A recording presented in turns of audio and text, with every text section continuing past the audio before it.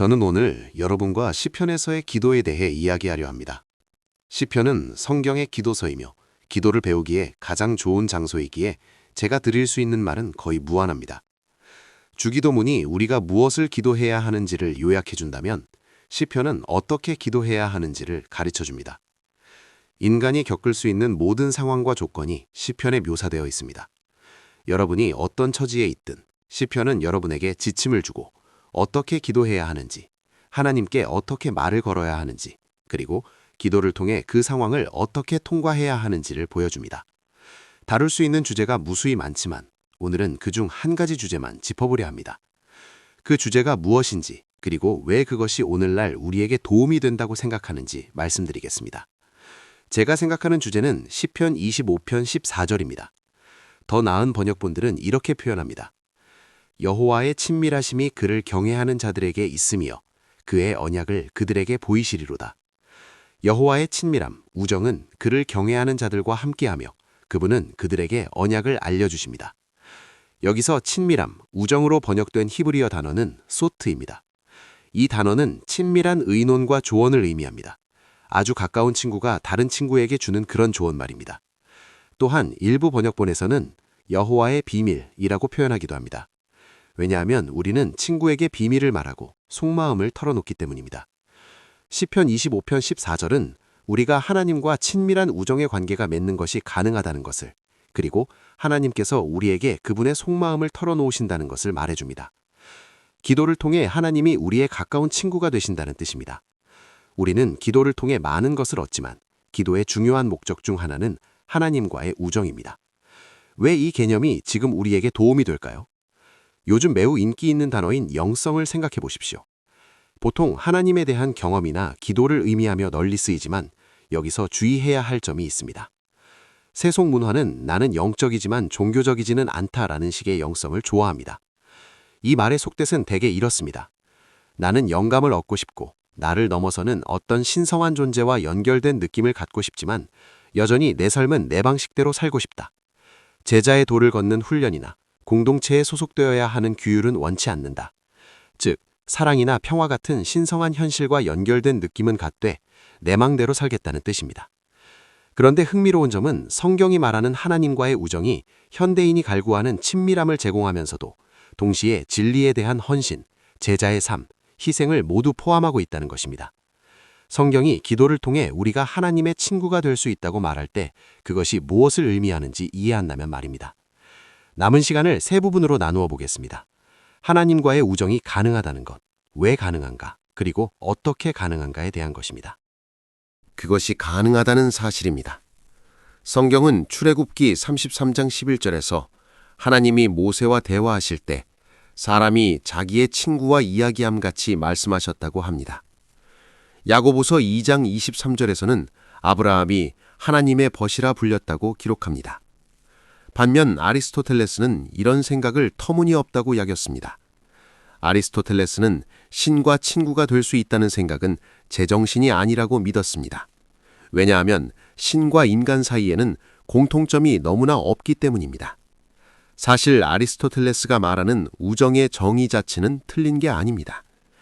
C.S. 루이스는 그의 저서 4가지 사랑에서 고대의 우정 개념을 가장 잘 설명한 현대인 중 한 명입니다. 루이스는 에로스, 즉 낭만적 사랑과 필리아, 즉 우정을 비교합니다. 본질적으로 이 둘은 다릅니다. 에로스, 즉 낭만적 사랑은 두 사람이 서로를 마주보며 숭배하는 모습입니다.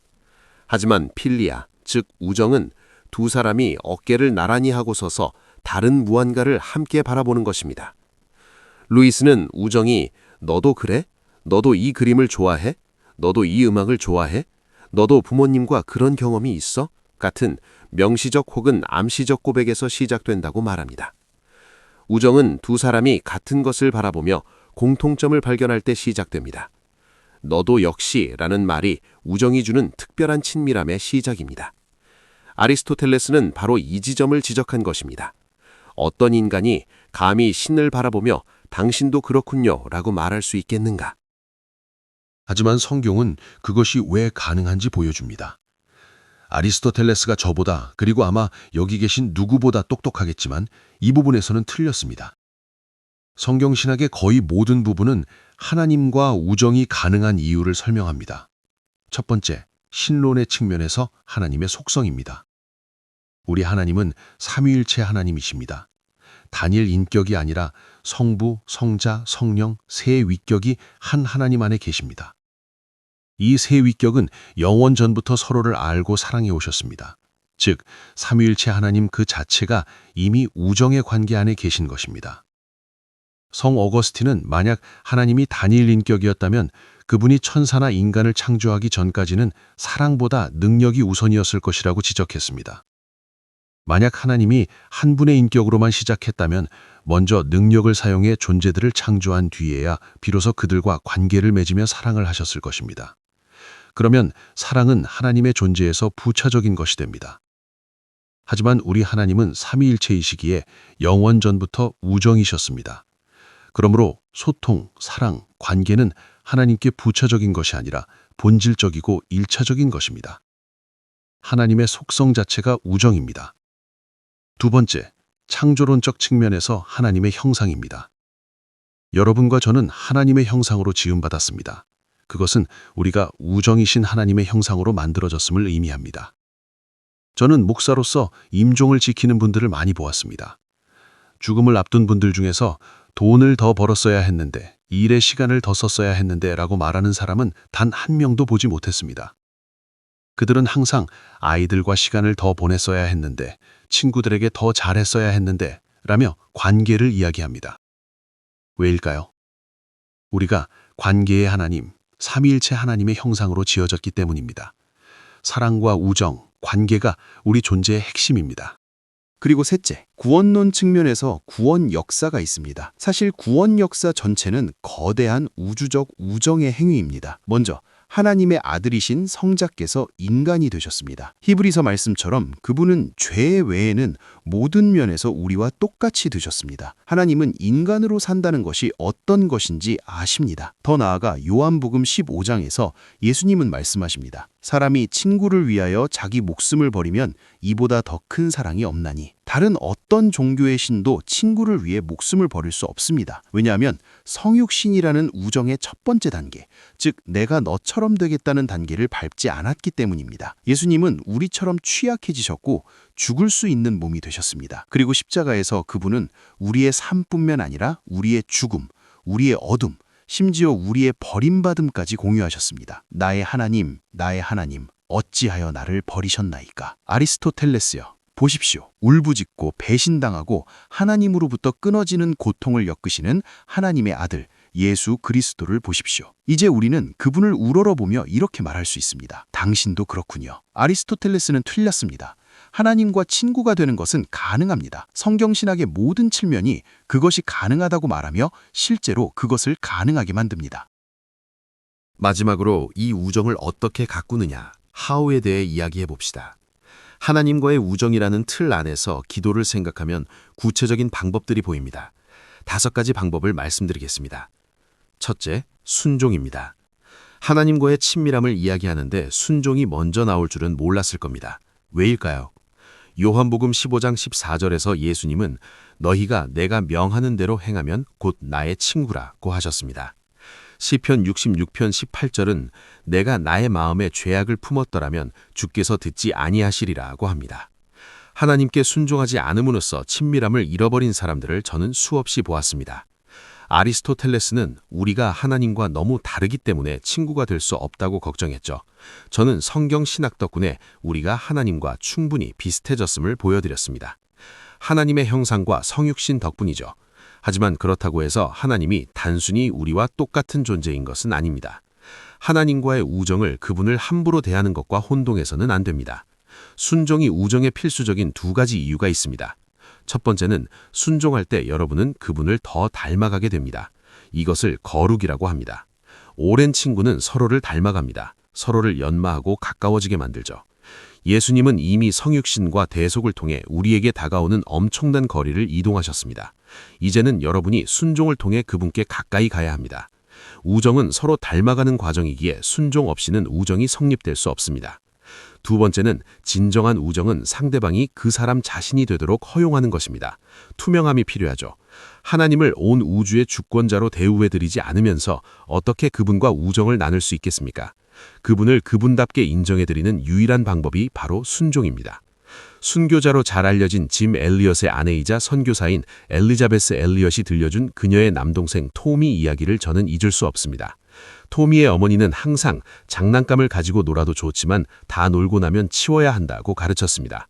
어느 날 토미는 거실 바닥에 종이봉투 등 온갖 것들을 어질러 놓고 놀다가 피아노 레슨 시간이 된 것을 알았습니다. 토미는 그대로 거실로 가서 피아노 앞에 앉아 연습을 시작했습니다. 어머니가 들어와 엉망이 된 거실을 보고는 토미, 물건들을 치우지 않았구나 라고 말했습니다. 그러자 기독교 가정에서 자라며 찬송가로 피아노 연습을 하던 토미가 이렇게 대답했습니다.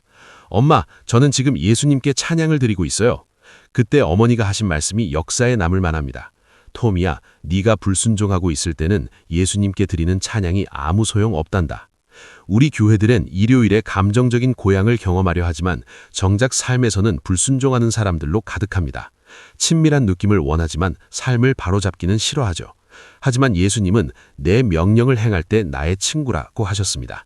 하나님과 친밀해지기 위해 필요한 첫 번째는 순종입니다. 둘째, 오직 믿음으로 말미암는 의롭다 하심, 이신칭의를 믿어야 합니다. 팀 켈러가 어떻게든 이 주제를 끌어낼 줄 알았다고 생각하시겠죠? 하지만 이유가 있습니다. 만약 여러분이 이신칭의의 교리를 이해하지 못한다면, 즉 나의 행위나 도덕적 노력이 아니라 예수님이 십자가에서 하신 일로만 구원받는다는 선물을 모른다면 여러분과 하나님의 관계는 필연적으로 고용관계가 됩니다. 하나님은 여러분의 친구가 아니라 상사가 됩니다. 여러분이 고용주를 위해 일할 때 아무리 친근하게 대해도 그 관계의 본질은 계약 관계입니다. 여러분은 할 일을 해야 하고 상사는 월급을 줘야 합니다. 여러분이 할 일을 하지 않으면 상사는 여러분을 해고해야 합니다. 반대로 상사가 약속한 급여를 주지 않으면 여러분은 당장 그만둘 권리가 있습니다. 아무리 친절해도 그는 친구가 아니라 상사이기 때문입니다. 은혜의 복음을 모르면 하나님과의 관계도 이렇게 됩니다. 내가 할 일을 했으니 응답이라는 혜택을 기대하고 하나님이 내 기도에 응답하지 않으면 내 혜택은 어디 있느냐며 떠날 준비를 합니다. 이것은 사랑받았기 때문에 사랑하는 친구 관계가 아니라 거래 관계일 뿐입니다. 그런데 시편 1편은 복된 사람은 하나님의 율법을 즐거워하며 주야로 묵상한다고 말합니다. 사실 시편 1편은 신약의 관점 없이는 이해하기 힘듭니다. 산상수훈에서 예수님은 율법에 대한 궁극적인 묵상을 보여주십니다. 10계명만 보면 나 이거 지킬 수 있어 라고 생각할지 모르지만 예수님은 그 깊은 의미를 묵상하게 하십니다. 살인하지 말라는 것은 미워하거나 무시하지 말라는 뜻이고 간음하지 말라는 것은 음욕을 품지 말라는 뜻입니다. 예수님의 방식대로 율법을 묵상해 보십시오. 그리스도의 보혈로 구원받지 못한 사람, 이신칭의를 모르는 사람이 산상수훈을 본다면 공포에 질릴 수밖에 없습니다. 로이드 존스 박사가 언급했듯이 어떤 이들은 예수를 믿을 필요는 없고 산상수훈대로 살기만 하면 된다고 말합니다. 하지만 산상수훈을 제대로 읽어본다면 결코 그렇게 말할 수 없습니다. 산상수훈이 기준이라면 우리에게는 희망이 없기 때문입니다. 율법을 묵상하며 절망하지 않고 즐거워할 수 있는 유일한 방법은 예수 그리스도께서 그 율법을 완벽하게 성취하셨음을 믿는 것입니다. 그분이 내가 살았어야 할 완벽한 삶을 대신 사셨고 내가 죽었어야 할 죽음을 대신 죽으셨기에 이제 율법은 나를 정죄하는 수단이 아니라 내 친구, 즉 하나님을 기쁘게 해드리는 방법이 됩니다. 율법은 내 친구가 무엇을 좋아하고 무엇을 싫어하는지 알려주는 안내서가 됩니다. 이제 순종은 혜택을 얻어내기 위한 강요가 아니라 친구를 사랑하고 그분을 닮아가기 위한 방편이 됩니다. 역동적인 양방향 소통입니다. 소통 없이는 친구가 될 수 없습니다. 기도는 하나님께 말하는 것이지만 어떻게 하나님의 음성을 들을까요? 때로 기도는 절박한 외침일 수 있습니다. 시편 61편처럼 땅끝에서부터 주께 부르짖으오니라는 때가 있죠. 하지만 우정이 되려면 듣는 과정이 있어야 합니다. 어떤 이들은 마음속으로 들리는 세미한 음성을 강조합니다. 물론 마음으로 듣는 것도 일리가 있습니다. 하지만 하나님이 이사가라고 하셨어.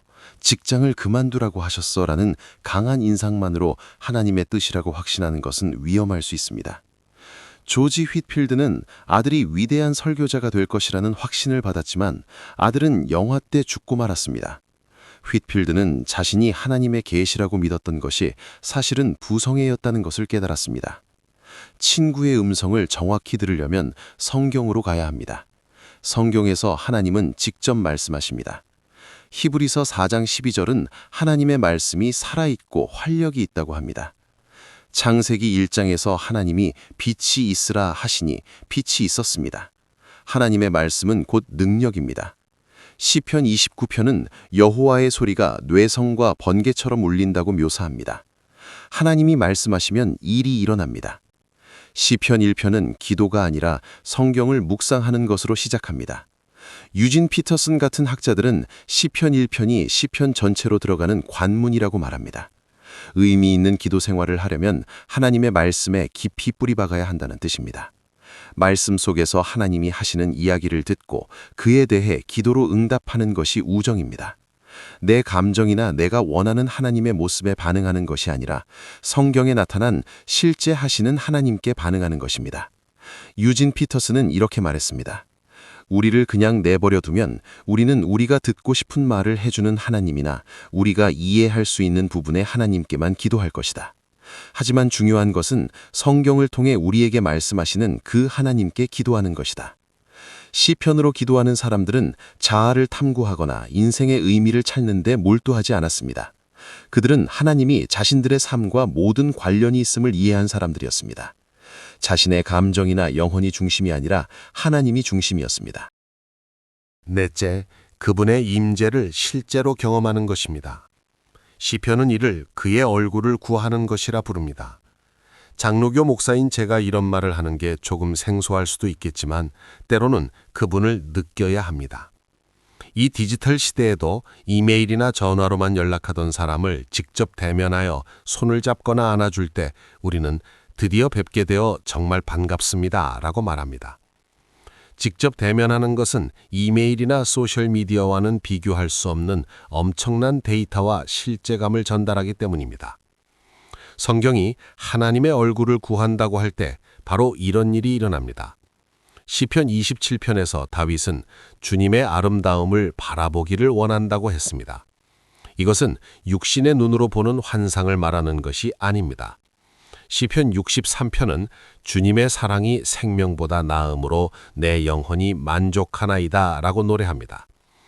조나단 에드워즈는 하나님이 거룩하시다는 것을 머리로 아는 것과 그 거룩함을 마음으로 느껴서 다시는 죄를 짓고 싶지 않게 되는 것은 전혀 다른 문제라고 했습니다. 하나님의 사랑을 관념적으로 아는 것과 기도를 통해 그 사랑을 마음으로 감각하여 더 이상 갈급한 인생을 살지 않게 되는 것은 차원이 다릅니다. 하나님과의 우정은 때때로 기도 중에 육신의 눈이 아닌 마음의 눈으로 그분의 얼굴을 보는 것을 의미합니다. 엄격한 신학자였던 존 오웬도 이렇게 말했습니다. 먼저 영적 진리의 생각을 고정시킵시오. 그 다음 그 진리 쪽으로 마음의 애정을 기울이십시오. 이것이 사실이라면 내 삶이 어떻게 달라질까라고 스스로에게 물으십시오. 그러면 때때로 영혼의 단맛과 만족감을 주는 풍미와 맛이 찾아옵니다. 우정은 순종, 이신칭의에 대한 믿음, 말씀과 기도의 역동적인 상호작용, 그리고 하나님의 은혜로 주어지는 그분의 얼굴을 보는 경험을 통해 가꾸어집니다.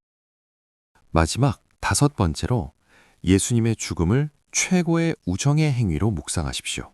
제가 가장 좋아하는 시편 주석가인 데릭 히드너든 우정을 솔직함과 변함없음으로 정의했습니다. 솔직함은 취약성을 드러내는 개방성이고 변함없음은 끝까지 곁을 지키는 헌신입니다.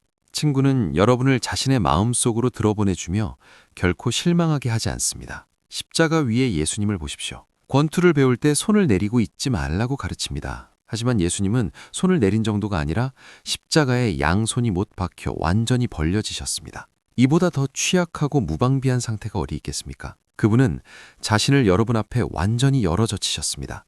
그리고 그분은 여러분을 실망하게 하지 않으셨습니다. 지옥의 모든 고통이 쏟아질 때도 내 원대로 마옵시고 아버지의 원대로 하옵소서라며 자리를 지키셨습니다. 찰스 스펄전이 말했듯이 예수님은 십자가 위에서 자신을 부인하고 배신하고 조롱하는 사람들을 내려다보시면서도 인류 역사상 가장 위대한 우정의 행위로서 그 자리에 머무셨습니다. 영화 프랑켄슈타인 시리즈 중 프랑켄슈타인의 신부라는 영화에는 유명한 장면이 나옵니다.